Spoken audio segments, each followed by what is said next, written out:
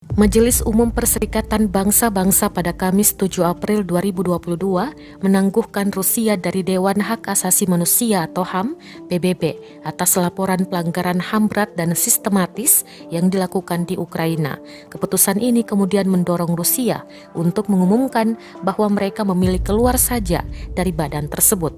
Dalam pemungutan suara di markas PBB di New York, Amerika Serikat pada Kamis, resolusi yang diusulkan Amerika Serikat itu mendapat 93 suara mendukung, 24 suara menentang, dan 58 suara abstain. Pembekuan keanggotaan Rusia dari Dewan HAM PBB memerlukan setidaknya 2/3 suara dari anggota Majelis Umum PBB.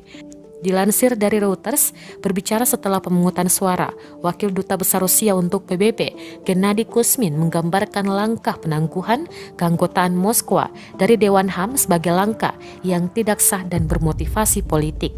Dia kemudian mengumumkan bahwa Rusia telah memutuskan untuk keluar dari Dewan HAM. Sikap Rusia ini memancing reaksi sinis dari pihak Ukraina.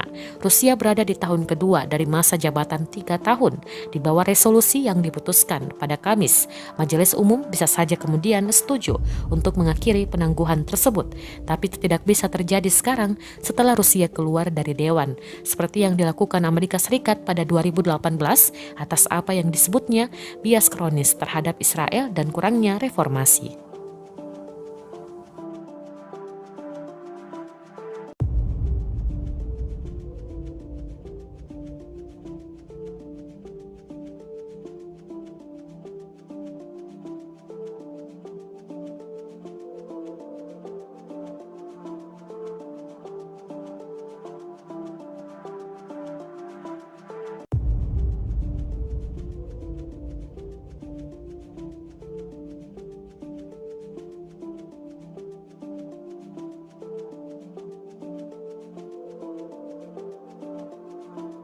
Terima kasih sudah nonton.